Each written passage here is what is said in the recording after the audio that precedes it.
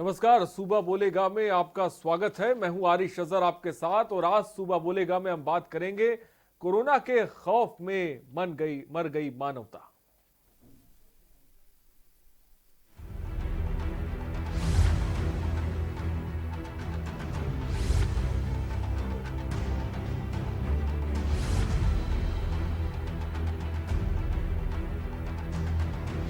Police वालों ने मना कर दिया कि हमारे को कोई बैठ खाली है। पुलिस वालों ने मना कर दिया, टैक्स वालों ने मना कर दिया कि हमारे को बैठ नहीं है, टिकट हमारी एम्बुलेंस में लगेगी।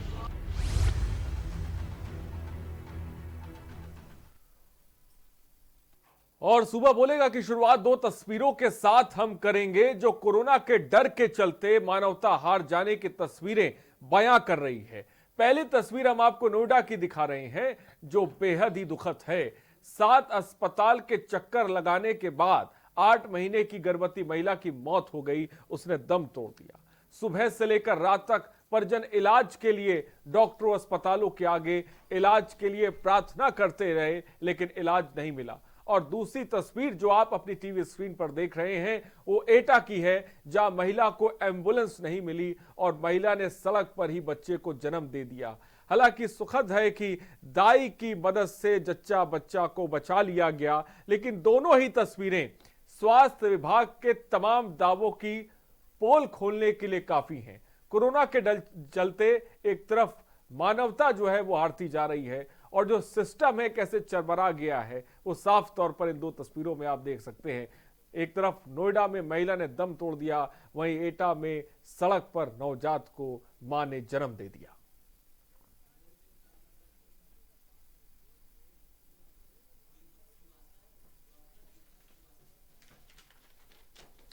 और इस वक्त रिपोर्ट भी हम आपको दिखाएंगे, लेकिन डॉक्टर दीपक श्रीवास्तव एक दर्शक इस बीच हमारे साथ जुड़ गए हैं शुरुआत में ही। डॉक्टर साहब अपनी बात को रखें।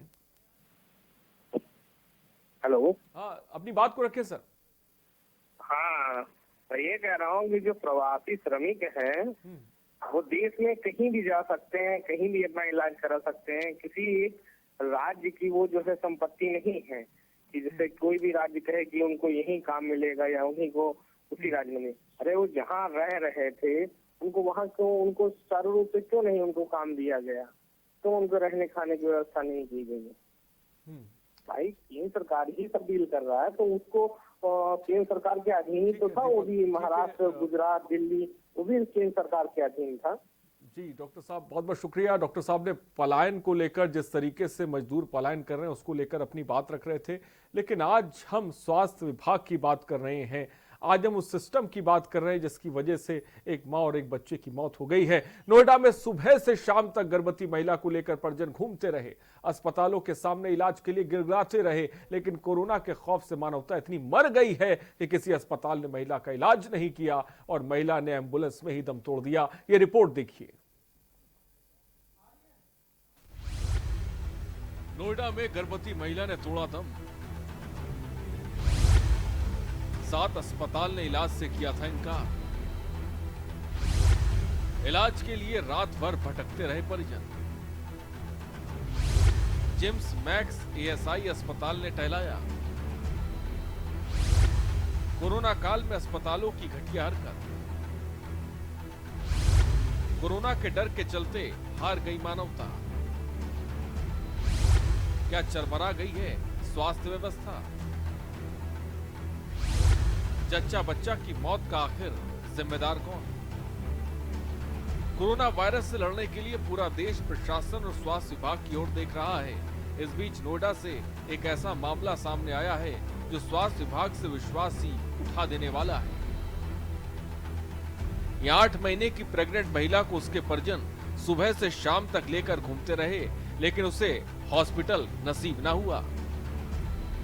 परिजन महिला को लेकर दिन रात भटकते रहे, डॉक्टरों अस्पतालों के आगे इलाज करने के लिए मन्नतें करते रहे, हाथ जोड़ते रहे, लेकिन किसी का दिल पसीजा नहीं। परिजन 7 अस्पतालों के आगे इलाज के लिए चीखते रहे, चिल्लाते रहे, लेकिन किसी अस्पताल ने इलाज न किया। आखिर 8 महीने की गर्भवती महिला ने दम तोड़ ही दिया, जो बेहद ही शर्मनाक और बेहद दर्दनाक है और इंसानियत को शर्मसार कर देने वाली है। दरअसल गाजियाबाद के खोड़ा कॉलोनी में रहने वाले एक परिवार के साथ ये दर्दनाक घटना घटी है। परिवार में 8 महीने की गर्भवती महिला की तबीयत जब अचानक बिगड़ी तो परिजन उसे लेकर अस्पताल में भर्ती कराने के लिए निकले। परिवार वाले बीमार महिला को लेकर सुबह ही एम्बुलेंस से निकले, लेकिन इन्हें कोई अस्पताल भर्ती करने को तैयार नहीं था। परिवार वालों को अस्पताल दर अस्पताल जिरह करते हुए सुबह से शाम तक का वक्त बीत गया। इस बीच बीमार महिला की तबीयत और बिगड़ गई और एम्बुलेंस में ही महिला ने जच्चा बच्चा के साथ दम तोड़ दिया। पहले अपनी वाइफ को ईएसआई लेके थे, ईएसआई वालों ने बोल दिया कि जाके सेक्टर 30 ले आओ। सेक्टर 30 वाले कहने लगे कि वहाँ ले आओ, क्या नाम है, शारदा में। शारदा के बाद फिर जिम्स ले गए। जिम्स वालों ने मना कर दिया कि हमारे पे कोई बेड खाली नहीं है। फिर घूम करके हम फोर्टिस आए, फोर्टिस वालों ने मना कर दिया। फिर हम वहाँ पर आए, क्या नाम है, उसमें मैक्स वालों ने भी मना कर दिया कि हमारे पे बेड नहीं है। तो कुल मिला के फिर हमारी एम्बुलेंस में डेथ हुई। हालांकि महिला के दम तोड़ने के बाद जिलाधिकारी महोदय ने मामले की जांच के लिए टीम का गठन कर दिया है और जांच के बाद कार्रवाई की बात कही है। हमने कहा प्रकरण की जांच अपर जिलाधिकारी वित्त राजस्व और मुख्य चिकित्साधिकारी करेंगे। अगर किसी ने लापरवाही की है सख्ती से कार्रवाई करेंगे। कोई भी अगर दोषी है तो बख्शा नहीं जाएगा। चिकित्सा विभाग को संवेदनशील रहते हुए कार्य करनी चाहिए और जितने भी निजी चिकित्सालय भी है तो उनमें भी अत्यंत संवेदनशील रहते हुए कार्य करनी चाहिए। और काफ़ी हॉस्पिटल्स बहुत अच्छा काम भी कर रहे हैं, बट जब ऐसे घटनाएं होती हैं यह बहुत ही एक it leads to self introspection from hospitals also कि ऐसे घटनाएं होनी नहीं चाहिए।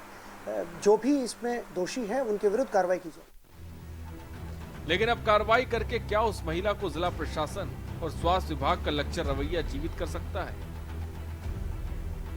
क्या उस महिला के परिजनों को जो दर्द मिला है उसे वापस कर सकता है?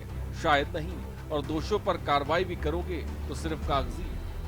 नवजात बच्चे की जो मौत हुई थी उसमें उस अस्पताल का लाइसेंस सस्पेंड कर दिया गया है, उसको नोटिस भेजा गया है और उसके खिलाफ भी कार्रवाई हो रही है, हो चुकी है बल्कि। और इसके बाद में साथ में ये वाली जो इसमें होगा, इसमें जो भी दोषी होगा उसके खिलाफ बख्शा नहीं जाएगा, उसके खिलाफ सख्त कार्रवाई करेगी। अब ऐसे में सवाल उठता है कि क्या कोरोना काल में मानवता हार गई? क्या स्वास्थ्य व्यवस्था पूरी तरह से चरमरा गई है और उस महिला की मौत का जिम्मेदार कौन है? ये बड़ा सवाल है जिसका जवाब जनता मांग रही है। नोएडा से सतीश श्रीवास्तव की रिपोर्ट। तो ये पूरा का पूरा सिस्टम, ये पूरा का पूरा स्वास्थ्य विभाग एक अदद बेड नहीं दे सकता। चलिए अब यूपी के प्रमुख सचिव स्वास्थ्य के दावे भी सुनते हैं जिसमें वो बहुत कुछ कह रहे हैं। सुनिए फिर आकलन करिए कि जमीन पर आखिर हो क्या रहा है। सभी जनपदों को ट्रूनेट मशीन उपलब्ध कराई गई है। ट्रूनेट मशीन से भी कोविड की टेस्टिंग हो जाती है और अब तो इसका जो प्रोटोकॉल है उससे कंफर्मेटरी टेस्ट भी हो जाता है।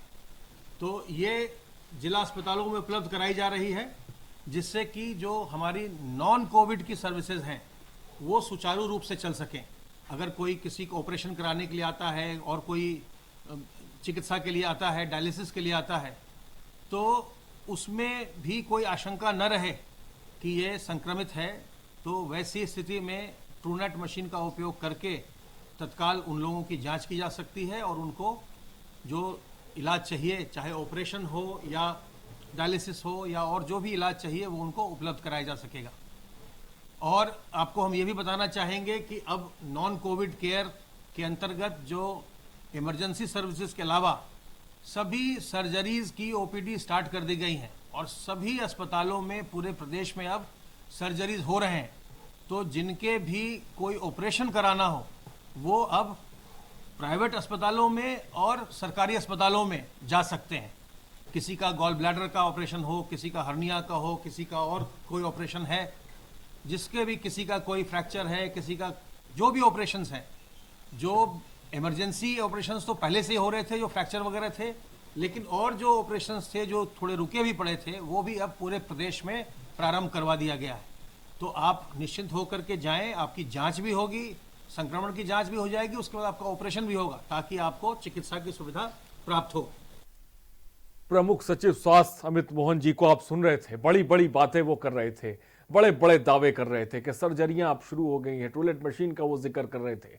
लेकिन जमीन पे क्या हो रहा है? जमीन पे ये पूरा का पूरा स्वास्थ्य विभाग, ये पूरा का पूरा सिस्टम एक अदद बेड नहीं दे सकता है। नोएडा की तस्वीरें हमने आपको दिखाई और ये तस्वीर आप देख सकते हैं जहां पर 7 अस्पतालों के चक्कर ये परिवार काटता रहता है।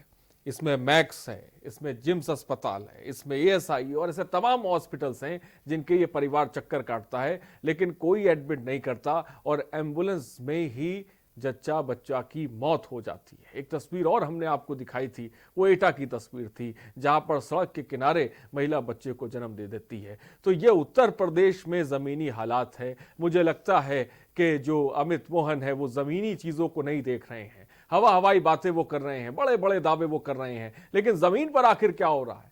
क्या जच्चा बच्चा को इलाज मुहैया हो पा रहा है? 7 अस्पताल के चक्कर काटे जा रहे हैं। ये मौत नहीं है, ये हत्या है और ये हत्या सिस्टम ने करी है। ये हत्या उस सिस्टम ने करी है जिसकी वजह से आप आज तस्वीरों में हम आपको दिखा रहे हैं। उस तरह की खबरें लगातार हम दिखाते भी रहते हैं जहां पर कहीं पर सड़क के किनारे जो है महिला दम तोड़ देती है, कहीं पर बच्चा को जन्म दे देती है, कहीं पर स्वास्थ्य महकमे में ठेले पे जो है ले जाया जा रहा होता है। ये तस्वीरें किसी से छिपी नहीं है, ये तस्वीरें लगातार सामने आती रहती हैं। इस बीच एक और तस्वीर आपके सामने और एक दर्शक हमारे साथ देव भी जुड़ गए हैं। देव अपनी बात को रखें, लखनऊ से देव जुड़े हुए हैं, लखनऊ से। देव अपनी बात को रखें। देव, क्या मेरी आवाज आप तक पहुंच रही है? तो मुझे लग रहा है देव तक हमारी आवाज नहीं पहुंच पा रही। फिलहाल नंबर्स लगातार फ्लैश हो रहे हैं। सूबा बोलेगा आपका पसंदीदा कार्यक्रम है और सूबा में हम चाहते हैं कि आप सूबा आज बोले, इस हकीकत पर अपनी जबान खोले, अपनी बात रखें और आपकी आवाज हम एडमिनिस्ट्रेशन तक, हम सरकार तक पहुंचाएंगे, जो हमारा हमेशा से मकसद रहा है। इस बीच हमारे साथ अनिल झा, समाजवादी पार्टी के नेता, इस वक्त हमारे साथ जुड़ गए। बीजेपी नेता गौरव मिश्रा इस वक्त हमारे साथ जुड़ रहे हैं। पूर्व सीएमओ AK शुक्ला लखनऊ से इस वक्त हमारे साथ जुड़ रहे हैं। सबसे पहले आप सबों का स्वागत और सीधे सबसे पहले बीजेपी नेता गौरव मिश्रा के पास चलते हैं। गौरव, तस्वीरें आपने देखी जहां पर एक 7 अस्पतालों के चक्कर एक परिवार काटता रहा और एम्बुलेंस में ही मां और बच्चे की मौत हो जाती है। और एक तरफ हमने सुनवाया कि अमित मोहन प्रमुख सचिव स्वास्थ्य जो बातें कह रहे हैं, जहां पे वो सर्जरी शुरू करने की बात कर रहे हैं, तमाम बड़ी बड़ी बातें, तमाम बड़े बड़े दावे कर रहे हैं, लेकिन जमीनी हकीकत गौरव इससे बिल्कुल अलग है। क्या कहेंगे? ये है, उनके प्रति मेरी गहरी संवेदना है और श्रद्धांजलि है उनके प्रति। और ये बहुत हृदय विदारक और बहुत दुखद घटना है। इस तरह की घटनाएं होनी नहीं चाहिए। मानवीय संवेदनाओं का जब अंत हो जाता है तो इस प्रकार की घटनाएं उभर करके आती है। और इतिहास में भी पहले भी अगर झांके तो कई बार ऐसा हुआ है। लेकिन पूर्ण रूप से यदि हम चाहें कि इसको सरकार और नियम कानून और कानून के बल पर इसको समाप्त किया जा सके तो ये संभव नहीं है। इसको कहीं ना कहीं हर इंसान को अपने अंदर मानवता के प्रति जो एक दायित्व होता है, जिम्मेदारी होती है, उसके भाव से ही इस पर काबू किया जा सकता है। और जिस तरीके से महिला घूमती रह गई और इनको किसी ने असिस्ट नहीं किया, किसी हॉस्पिटल ने लेने से इनकार कर दिया, तो ये बड़ा दुर्भाग्यपूर्ण रहा है। और प्रशासनिक जो कार्यवाही है वो तो हो ही रही है, जांच बैठ गई है और जांच के बाद जो रिपोर्ट निकल करके आएगी उसके आधार पर दंड भी निर्धारित होगा। और मुझे लगता है दंड ऐसा होगा कि वो नजीर भी बनेगा, इसमें कोई शक नहीं है। लेकिन हम सिर्फ इतने से संतुष्ट नहीं हो सकते। कहीं ना कहीं समाज के अंदर और जो स्वास्थ्य विभाग से जुड़े हुए लोग हैं, आज लाखों लोग अपने जान को, अपने जीवन को संकट में डाल करके मानवता की सेवा कर रहे हैं। और दूसरी तरफ एक मानवता की हत्या ऐसे ही सेवकों के द्वारा हो रही है। तो कहीं ना कहीं प्रश्न जरूर उठता है। गौरव, मेरा सवाल ये है कि इतना बड़ा सिस्टम, 3:30 बजे हम देखते हैं बड़ी बड़ी प्रेस कॉन्फ्रेंस होती है, तमाम बातें उसमें की जाती है प्रमुख सचिव के द्वारा, प्रमुख सचिव स्वास्थ्य के द्वारा, लेकिन ये खबरें कोई नई नहीं है। इससे पहले भी 2 दिन पहले हमने खबर एटा की दिखाई थी जहाँ पर सड़क किनारे एक माँ ने बच्चे को जन्म दे दिया था। और एक तस्वीर नोएडा से आई है। तस्वीरें बदली नहीं है, सिर्फ वादे और दावे तो बहुत कर दिए जाते हैं, लेकिन तस्वीरें बदली नहीं है। क्या कार्रवाई से किसी की जान तो नहीं आ सकती ना गौरव? वापस सिस्टम तो बदलना पड़ेगा और ये सिस्टम एक अदद बेड नहीं दे सकता। गौरव जी,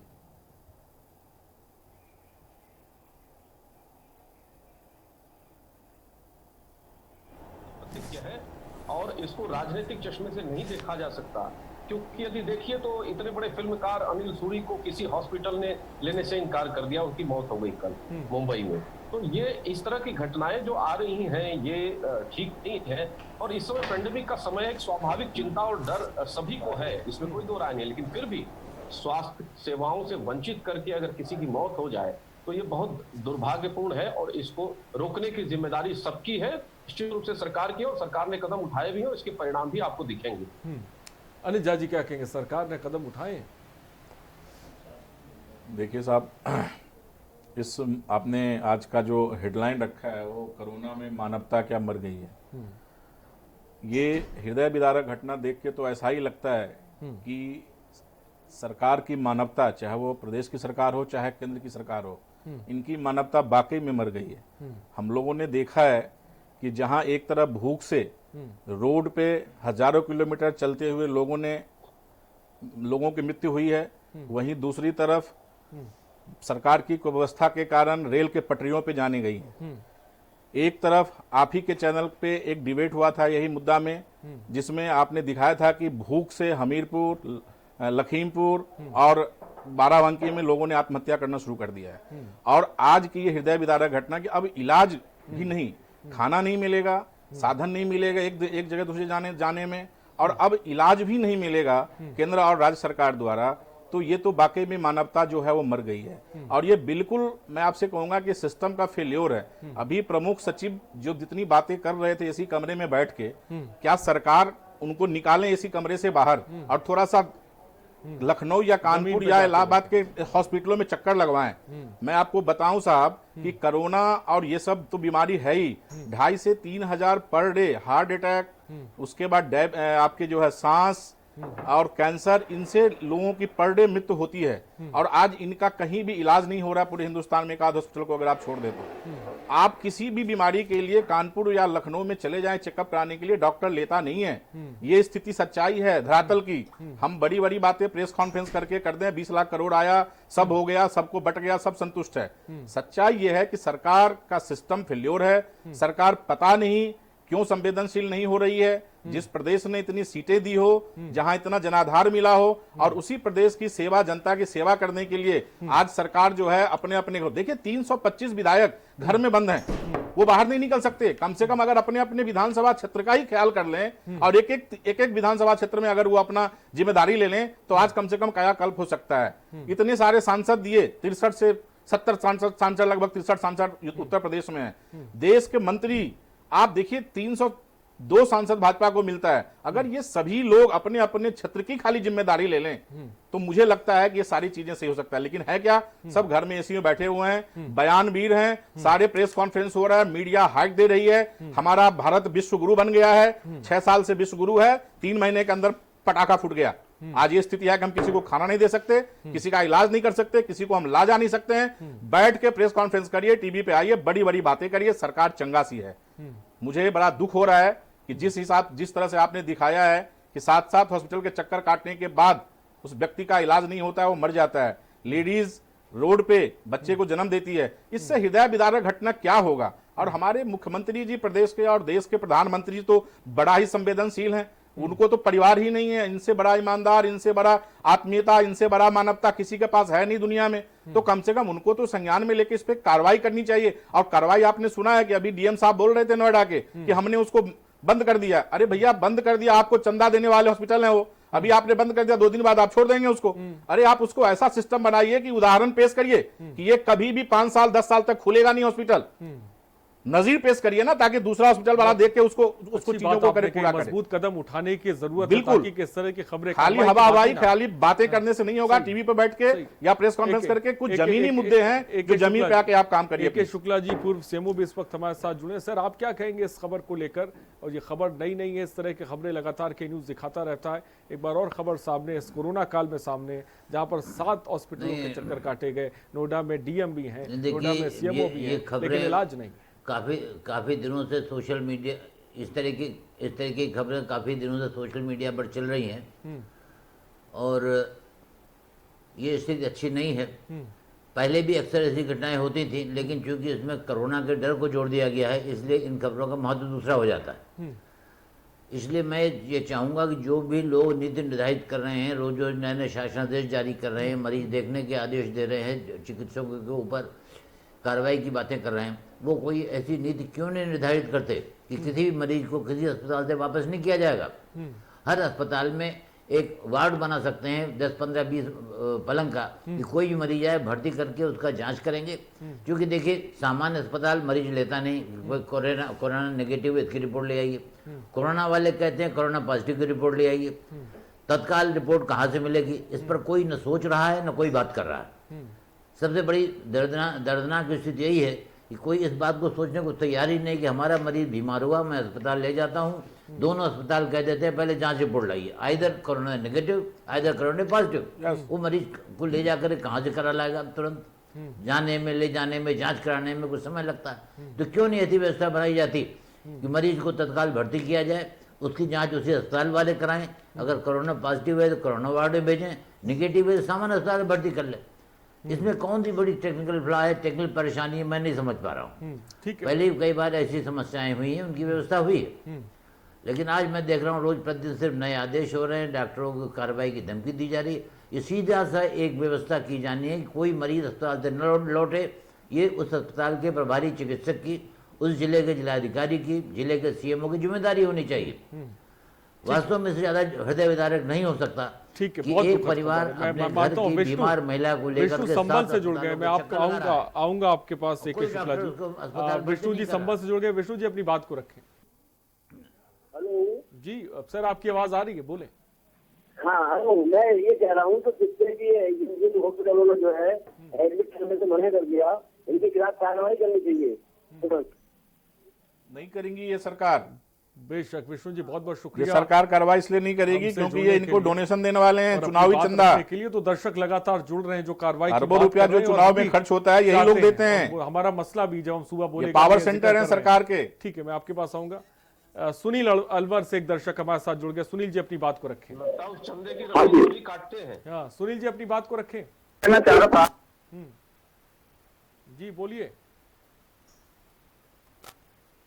अस्पतालों में ये महिला भटकी है और जब इसकी मौत हो गई है, जो ये इतना पैसा सरकार ने दिया है इनको कि हॉस्पिटल बनाएंगे, उनमें जमीन होगी, इनके लिए पैसा दिया है, तो क्या हालात इस तरह के ही रहेंगे हमारे देश में?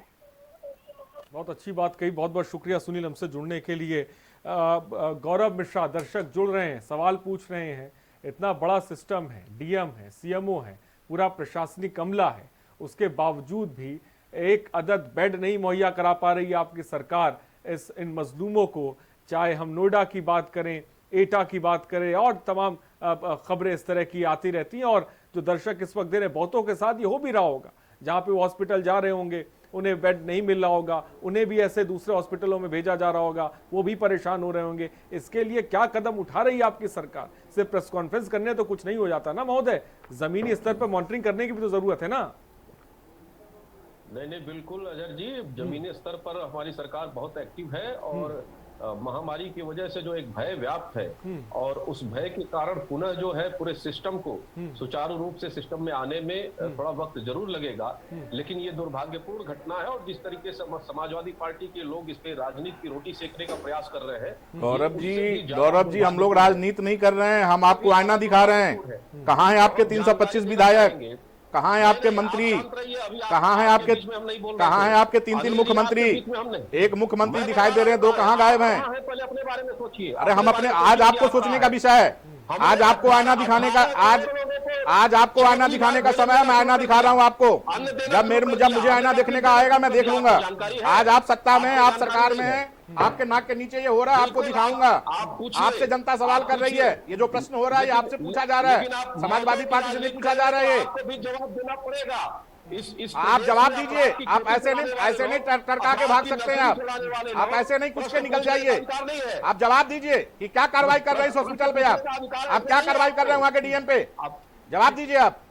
कार्रवाई हो चुके हैं, पहले अपने जानकारी को दुरुस्त करिए। हाँ मालूम है कार्रवाई हो चुका है, 6 दिन बाद भी बात करेंगे आपसे। उस पर जांच रिपोर्ट आने दीजिए, उस पर कार्रवाई होगी और वो नजीर वाली कार्रवाई होगी।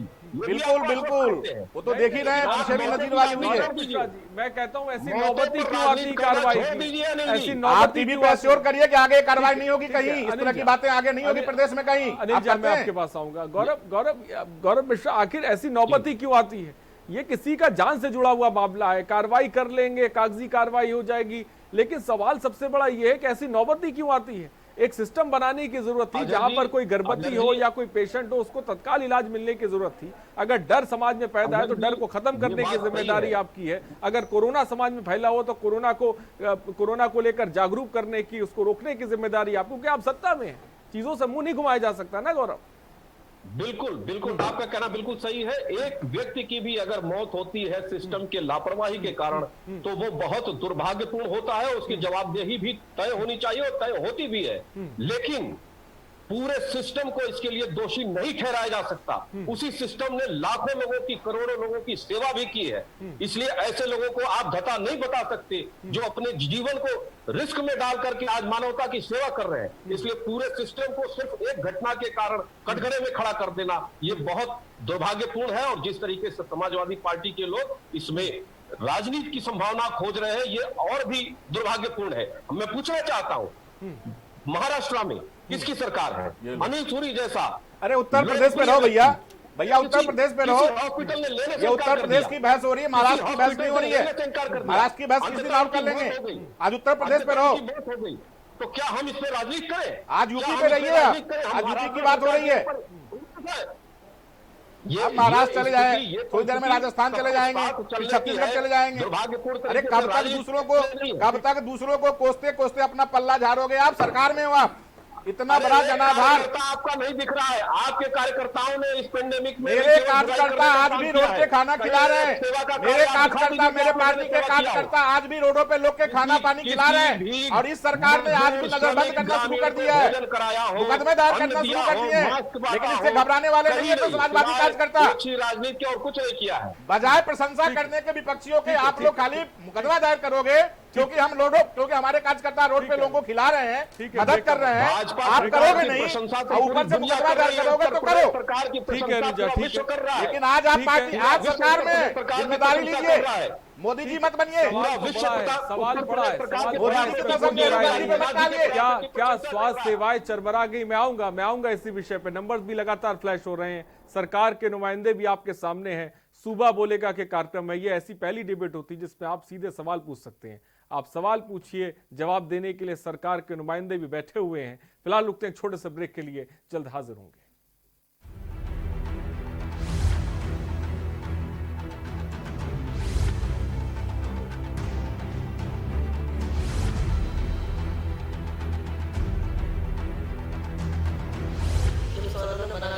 कोई बैठा नहीं है, मोदी वालों ने मना कर दिया, टैक्स वालों ने मना कर दिया कि हमारे को बैठा नहीं है, कि हमारी एम्बुलेंस में जाएगी।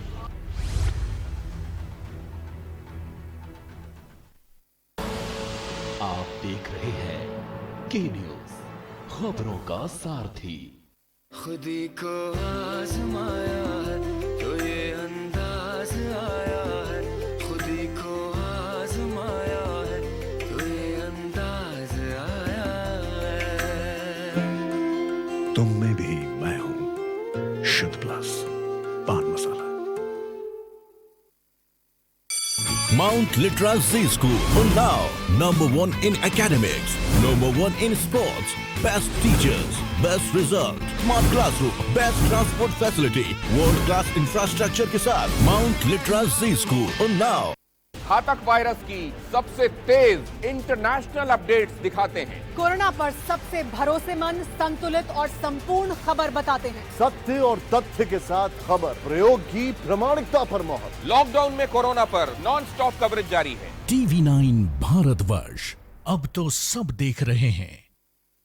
करें अपने जीवन को कृतार्थ, सुने श्रीमद् भागवत कथा रोज प्रातः 6:30 बजे मेरे साथ सिर्फ के न्यूज इंडिया।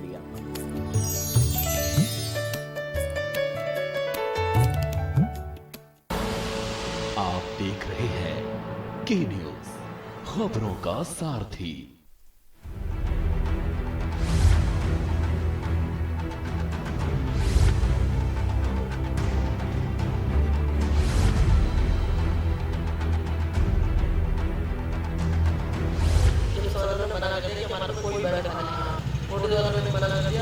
टैक्स वालों ने मना कर दिया कि हमारे को ऐड नहीं है, कि फिर हमारी एम्बुलेंस में जाएगी। के बाद आपका स्वागत है। सुबह बोलेगा में नंबर्स फ्लैश करेंगे, आप कॉल करिए, अपना सवाल पूछ सकते हैं। इस बात हम इस पर चर्चा भी कर रहे हैं, जिस तरह का खौफ है और उसको लेकर जिस तरह की लापरवाही देखने को मिल रही है स्वास्थ्य महकमे में, क्योंकि नोएडा के अंदर एक अस्पताल नहीं था, 7 अस्पताल थे जहां पर यह परिवार पहुंचा, लेकिन किसी ने एक बेड तक नहीं दी, किसी ने एडमिट तक नहीं किया। इसलिए हम सिस्टम पे सवाल उठा रहे हैं कि अगर एक होता तो कोई बात नहीं थी, 7-7, 8-8 अस्पताल जो है वो एक बेड नहीं दे सकते थे, ये अपने आप में बड़ी बात हो जाती है। और इस बीच हमारे साथ पूर्व सीएमओ ए.के. शुक्ला जी भी हैं। ए.के. शुक्ला जी, दर्शक जुड़ रहे हैं, अपनी बात भी रख रहे हैं। इस बीच मैं आपसे समझना चाहूंगा, इस तरह की जो खबरें कोरोना काल में आम हो चली हैं, आपको क्या लगता है सबसे बड़ी लापरवाही आपको कहां नजर आती है? देखिए, बड़ा स्पष्ट है कि अगर कोई परिवार अपने घर के पीड़ित को, बीमार व्यक्ति को लेकर अस्पताल जा रहा है और उसे भर्ती नहीं किया जा रहा है, तो आप उस परिवार की हताशा का अंदाजा लगाएं कि वो देख रहा है कि उसका परिवार वाले घर के सबके सामने तड़प रहा है, तिल तिल करके मर रहा है और कोई उसके साथ खड़ा नहीं है। इसलिए मैंने पहले भी कहा था, सरकार को सिर्फ एक निर्देश जारी करना चाहिए कि जो भी रोगी जिस अस्पताल में जाए, उस अस्पताल के जो वरिष्ठ चिकित्सक हैं, इंचार्ज हैं, प्रभारी हैं, उनका दायित्व है कि सबसे पहले उस मरीज को भर्ती करें, उसके लिए अलग व्यवस्था बनाएं, अगर उन्हें संदेह कोरोना का मरीज हो सकता है या नहीं हो सकता, और उसकी जांच तुरंत कराएं। हम दावे रोज कर रहे हैं कि हमारे पास मशीनें आ गई, आधे घंटे में जांच करा रहे हैं, आधे घंटे में रिपोर्ट करा रहे हैं। अभी प्रमुख सचिव साहब ने भी कहा कि हर जनपद में मशीन दे दी गई जांच की। तो परेशानी क्या है? आप मरीज को भर्ती करें, उसका सैंपल ले लें, अगर पॉजिटिव है तो कोरोना वार्ड में भेज दें, नेगेटिव है तो आप जनरल हॉस्पिटल में भर्ती कर लें। ऐसी नौबत क्यों आ रही है कि 7-7 घंटे मरीज को लेकर के रिश्तेदार घूम रहे हैं और किसी चिकित्सक की जिम्मेदारी नहीं है? यह पूरी घटना में मैंने देखा, किसी भी शिकायतकर्ता ने किसी चिकित्सक का नाम नहीं बताया, पद नहीं बताया कि किससे मिले, बस कहा हम दौड़ते रहे, हमको भर्ती नहीं किया। ऐसी कई बार घटनाएं आ रही हैं।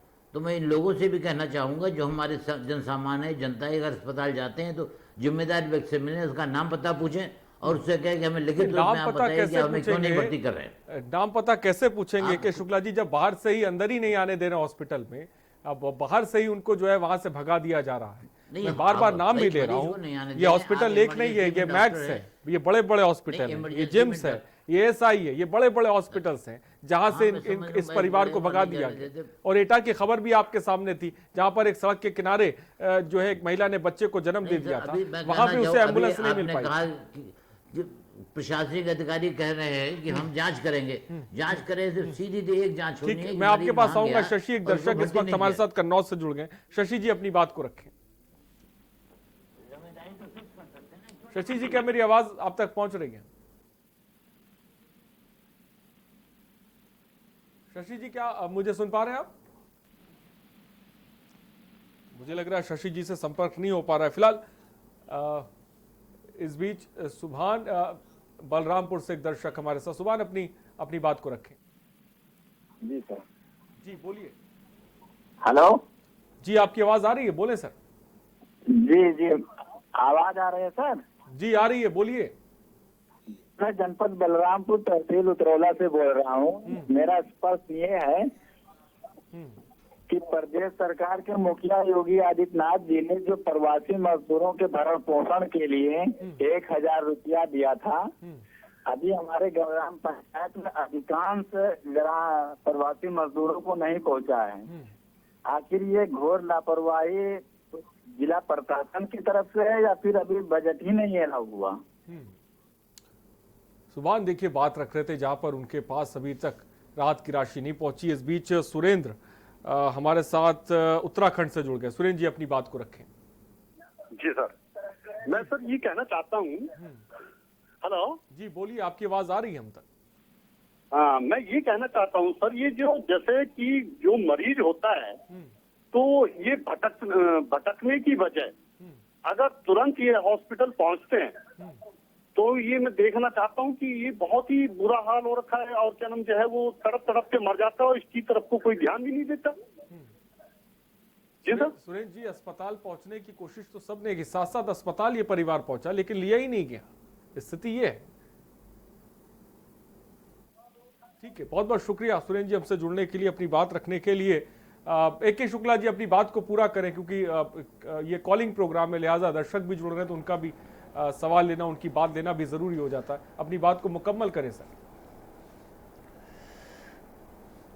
इसमें अजहर साहब मेरा सिर्फ एक ही सुझाव है, इसमें सरकार को ध्यान देना चाहिए कि अस्पताल मैक्स हो या सरकारी अस्पताल हो। ठीक है, मैक्स हॉस्पिटल में डॉक्टर से मरीज नहीं मिल सकता, नाम पता नहीं पूछ सकता, लेकिन PRO से मिल सकता है सरकारी हॉस्पिटल में। और अगर ऐसे आदेश हो जाएं कि कोई भी मरीज हो उसको अस्पताल में लौटाया नहीं जाएगा, मैं समझता हूँ इसमें काफी सुधार हो सकता है। जो कितना दुखदाई है कि आप मरीज दौड़ता रहे रात भर, रिश्तेदार दौड़ते रहे, आप भर्ती न करें। कोई मांगता है रिपोर्ट कि कोविड पॉजिटिव लाओ, कोई मांगता है कोविड नेगेटिव। लेकिन AK शुक्ला जी आप ये तो मान रहे हैं ना, इस तरह की समस्या जमीनी स्तर पर बड़े पैमाने पर है इस कोरोना काल में, ये तो आप मान रहे हैं ना किस तरह की बहुत बड़े पैमाने पे लोग इससे परेशान हो। ये समस्या है और इससे जो है और इससे सरकार अभी तक इसको लेकर कोई रोड मैप नहीं, ये समस्या है ना।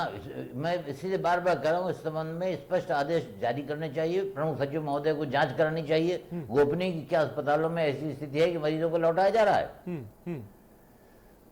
लखनऊ के बारे में खबरें छपती रहती हैं, तो कहीं ना कहीं कुछ ना कुछ तो प्रॉब्लम है ही सिस्टम में कि मरीजों को भटकना पड़ रहा है। कोरोना का डर अपनी जगह है, लेकिन कोरोना के डर से निपटने की व्यवस्था तो सरकार करेगी। सामान्य आदमी जिसका शैक्षिक स्तर कम है या सामाजिक रूप से सबसे जुड़ा नहीं है, वो तो नहीं इस समस्या से दूर कर सकता। सरकार की जिम्मेदारी कोरोना के बारे में जागरूक करे और इस बात का प्रचार करे कि भाई बहुत ज्यादा भयभीत होने की आवश्यकता नहीं है। 80-90% मरीज स्वयं ठीक हो जाते हैं और जो दूसरी बीमारी से ग्रसित है उनमें संभावना हो सकती है कि कोई गंभीर स्थिति हो।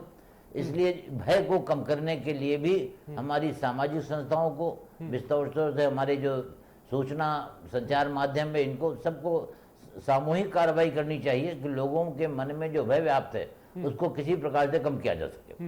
गौरव मिश्रा जी, पहला रोल होगा हमारे अस्पतालों का, वहाँ जाए मैं समझ गया। अब गौरव मिश्रा आपने सुना जो AK शुक्ला कह रहे हैं, और तमाम जो दर्शक भी फोन कर रहे हैं, लगातार अपनी बात भी रख रहे हैं, वो भी ये कह रहे हैं कि साथ हॉस्पिटल से में जो एक भी जगह पर इस परिवार को जो है एक बेड नहीं मिली। लेकिन इस सब के बीच मेरा सवाल आपसे ये है, मैंने प्रेस कॉन्फ्रेंस आपको सुनवाई थोड़ी देर पहले अमित मोहन जब साफ तौर पर बात कर रहे थे कि सर्जरी का जिक्र कर रहे थे, व्यवस्थाओं की बात कर रहे थे, सुबह से खबर लगातार चल रही है तमाम TV चैनल्स पर, हम भी लगातार इस खबर को दिखा रहे हैं। क्या उनको इस खबर के बारे में संज्ञान नहीं था? क्या इस खबर को लेकर वो जिक्र नहीं कर सकते थे कि ये स्थिति है, इस स्थिति से निपटने के लिए एक मैसेज नहीं दिया जा सकता था?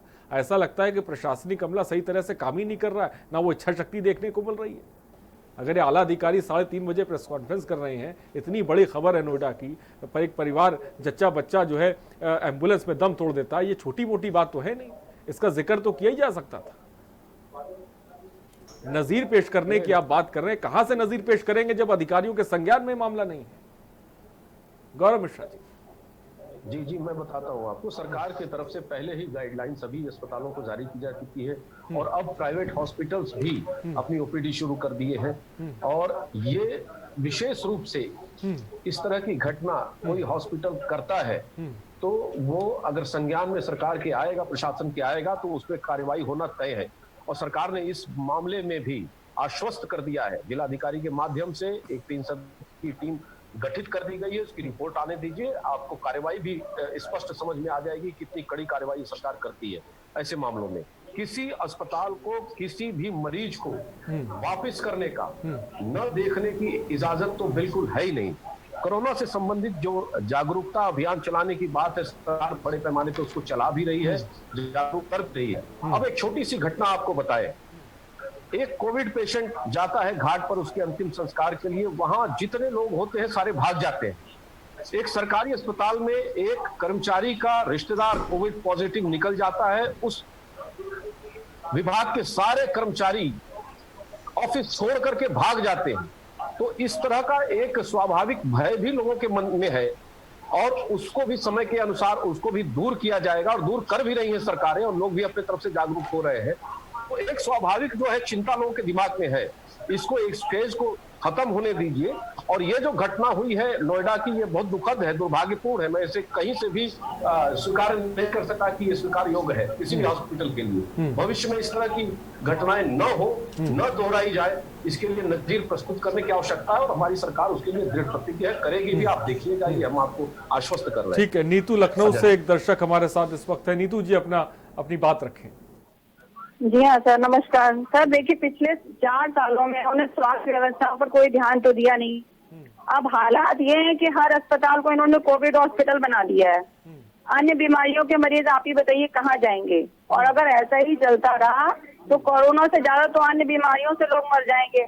और इन लोगों का तो वो हाल है कि लोगों से आप कुछ पूछिए तो अन्य पार्टियों की सरकारें जहाँ हैं ये वहाँ आपको ले जाएंगे। अरे आपकी यूपी में सरकार है, सेंट्रल गवर्नमेंट में आप हैं, तो आप क्यों नहीं ध्यान दे रहे हैं? इन व्यवस्थाओं को आप ही सुधारेंगे और पिछली सरकारों का रोना मत रोइए। गौरव जी, पिछली सरकारों का रोना ना रोइए, बहुत हो गया, आप दर्शक कह रहे हैं। और ये तमाम हॉस्पिटल तो कोरोना वार्ड बना दिए कि कहाँ जाएंगे? बताइए, जवाब दें। अजहर जी, मैं स्पष्ट कर दूं आपके दर्शक को कि ये उत्तर प्रदेश में पूज्य योगी आदित्यनाथ जी की सरकार है कि आज उत्तर प्रदेश में 2 केंद्रीय मेडिकल कॉलेज से बढ़ा करके आज 7 मेडिकल कॉलेज, केंद्रीय मेडिकल कॉलेज बनाए गए। 30 मेडिकल कॉलेज स्टेट के टोटल मिला करके आज बनाए जा रहे हैं, जिसमें मैक्सिमम ऑपरेशनल हो चुके हैं। तो स्वास्थ्य सुविधाओं के क्षेत्र में उत्तर प्रदेश ने बहुत बड़ा विकास तय किया, विकास यात्रा तय की है।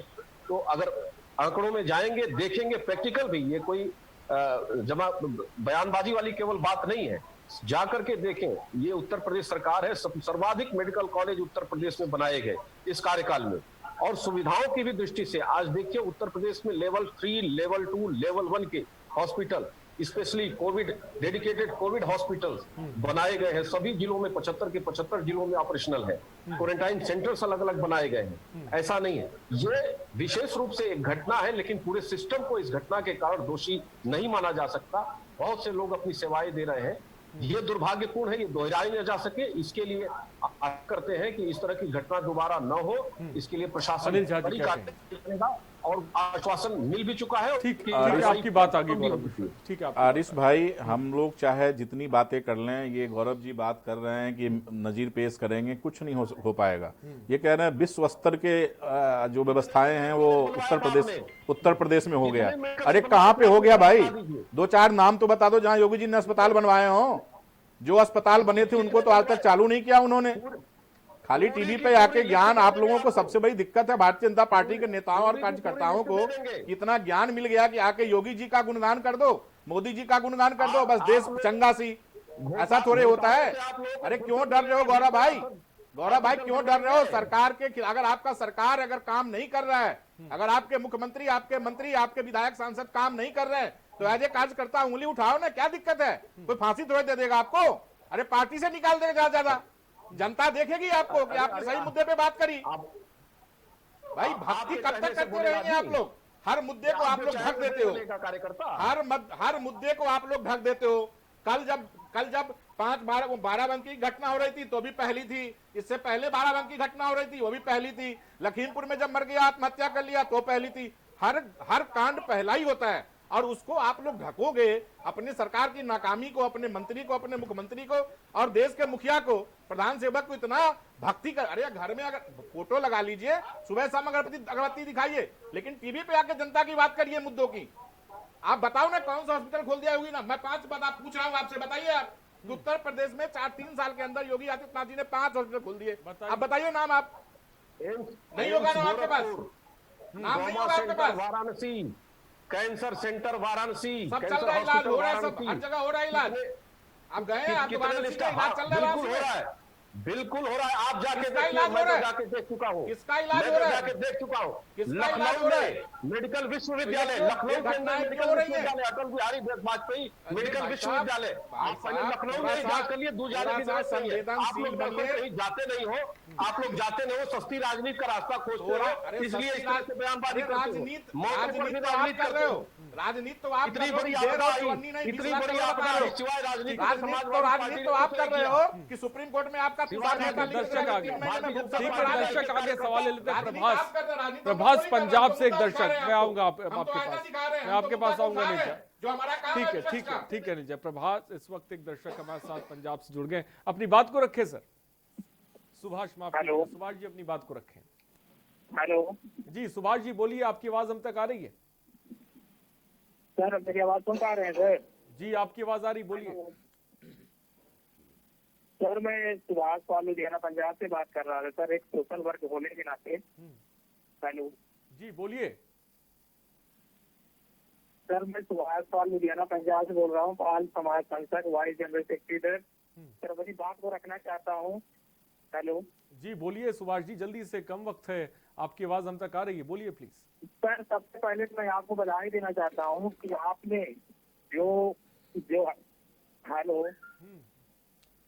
ठीक है सुभाष जी, बहुत बहुत शुक्रिया। मैं एक बार आप लोगों से गुजारिश करता हूं कि जब भी आप कॉल करिए तो टीवी के वॉल्यूम को कम रखिए, ताकि कि आपकी बात हम तक पहुंच पाए, ये बहुत ज़रूरी है। नंबर्स फ्लैश हो रहे हैं, आप कॉल करिए, अपनी बात रख सकते हैं। गौरव मिश्रा जी, आपने तमाम मेडिकल कॉलेज का जिक्र किया, लेकिन ये तमाम मेडिकल कॉलेज, ये तमाम सेवाएं बार बार वहीं पे घूम फिर के चीज़ें चली आती हैं। जब मैं मानता हूं कि आप एक तरफ संवेदना प्रकट कर रहे हैं, लेकिन दूसरी तरफ जिम्मेदारी भी तय होनी चाहिए, इस मौत की जिम्मेदारी भी तय होनी चाहिए। मैं नोएडा की बात कर रहा हूँ, ये हाईटेक सिटी कही जाती है, बड़े बड़े यहाँ पे हॉस्पिटल्स हैं, लेकिन इन सब के बीच सीएमओ भी बैठते हैं, डीएम भी बैठते हैं, तमाम अधिकारी हैं, लेकिन किसी ने इस परिवार की मदद तक नहीं करी कि वो इस परिवार को हॉस्पिटल में एडमिट करा दे, एक बेड मुहैया करा दे। और मैं नोएडा की क्यों बात करूं, जमीन पर उतर के आप देखिए, तमाम ऐसे परिवार हैं जो इस वक्त इस समस्या से जूझ रहे हैं, उन्हें हॉस्पिटल से वापस कर दिया जाता है ये कोरोना के डर से।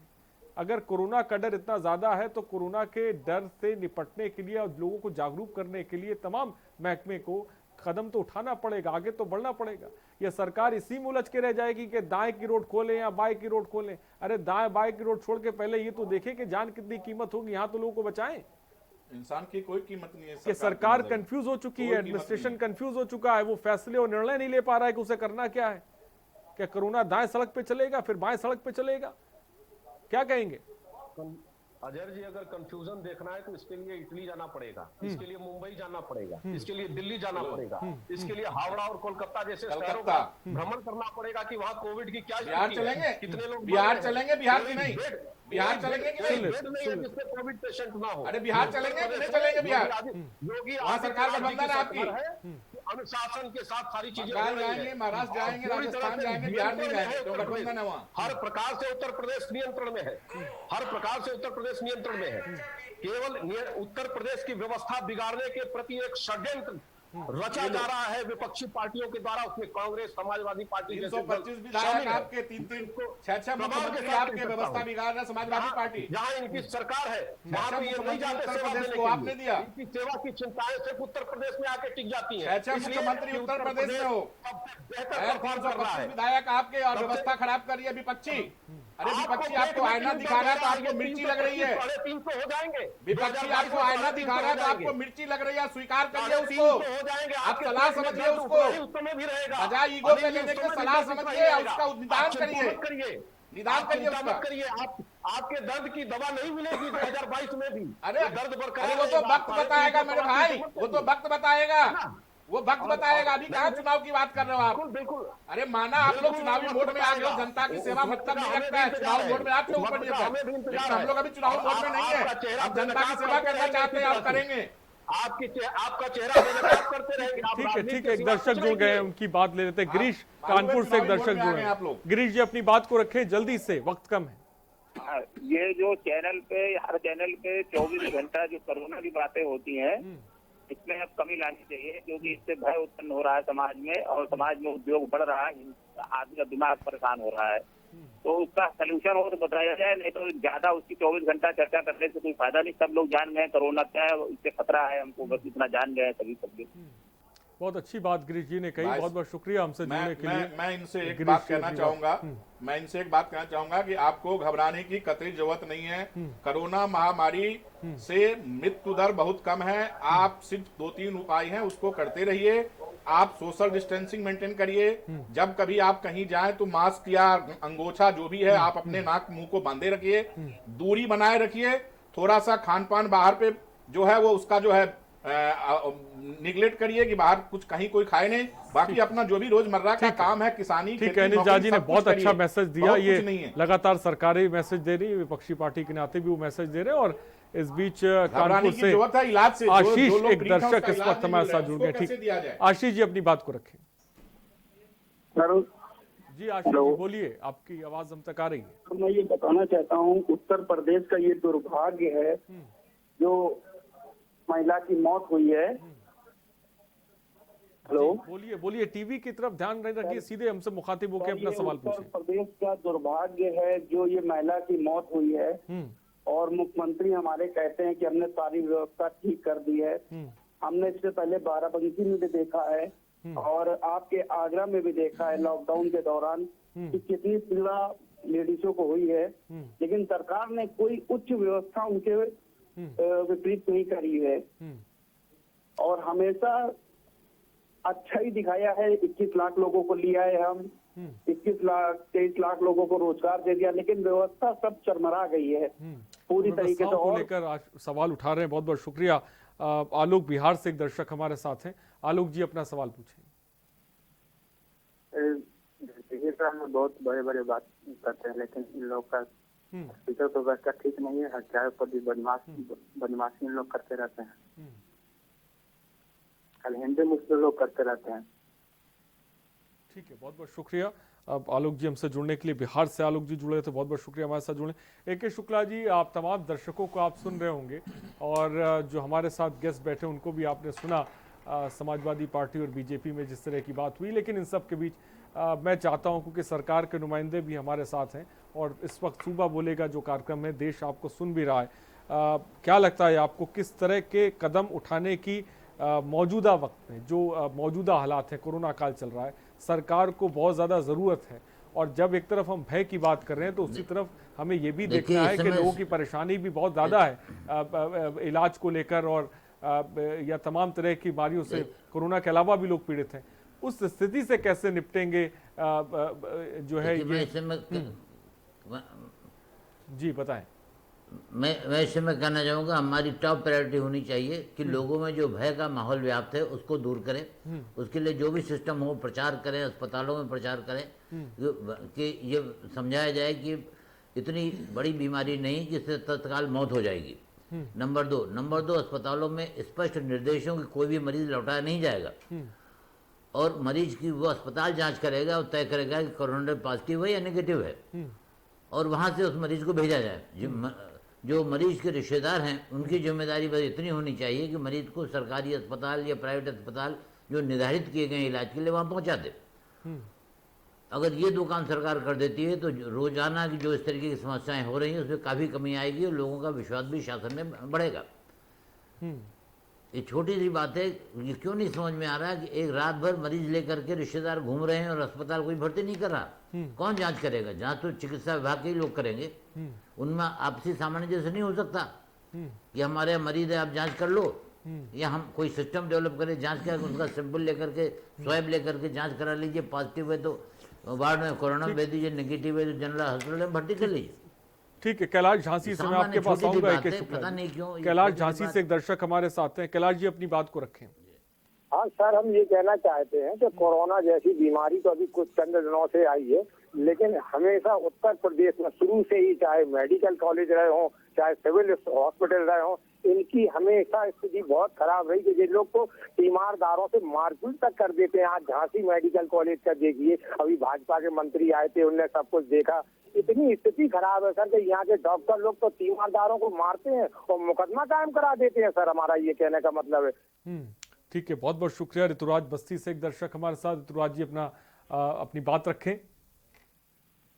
जी सर नमस्कार सभी लोगों को जो भी यहाँ पर महानुभाव हैं। सर मेरा जो क्वेश्चन है वो ये है कि करंट सिचुएशन जो इस समय है उसमें एम्प्लॉयमेंट को लेकर सरकार की तरफ से क्या कदम उठाए जा रहे हैं।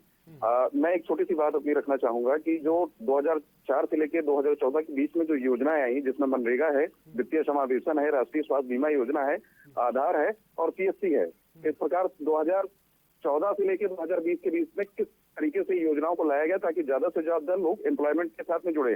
कोरोना के कारण जो सबसे ज्यादा है वो मिडिल वर्ग उसमें काफी ज्यादा परेशान हुआ है, जिसमें उसकी काफी नौकरियां गई हैं, काफी परेशान भी हैं वो। ठीक है, बहुत बहुत शुक्रिया ऋतुराज जी। ऋतुराज जी का सवाल था अब कोरोना को लेकर जिस तरह से लोगों की नौकरी जा रही है, बहुत मुश्किलात में लोग हैं, इसमें कोई दो राय नहीं, लेकिन वक्त की हमारे पास थोड़ी सी कमी है। फिलहाल अनिल झा जी बहुत बहुत शुक्रिया हमसे जुड़ने के लिए, बीजेपी नेता गौरव मिश्रा जी बहुत बहुत शुक्रिया हमसे जुड़ने के लिए, ए.के. शुक्ला जी आपका भी बहुत बहुत शुक्रिया हमसे जुड़ने के लिए और तमाम बातें रखने के लिए। तो ये स्थिति है एक तरफ, और दूसरी तरफ हमें ये भी समझने की ज़रूरत है, स्वास्थ्य सेवाएं किसी से छिपी नहीं है, खबरें लगातार आपके सामने रही हैं, कितनी बेहतर हुई हैं आप बखूबी चीज़ों को समझते हैं। इस सब के बीच कोरोना काल में नोएडा जैसी खबरें भी बड़े पैमाने पर सामने आ रही है, जहां पर हॉस्पिटल से परिवारों को भगाया जा रहा है। मजबूत कदम उठाने की सरकार को ज़रूरत है, इच्छा शक्ति पैदा करने की ज़रूरत ताकि किस स्थिति से निपटा जा सके। सुबह बोलेगा में इतना ही, बने रहिए हमारे साथ, नमस्कार।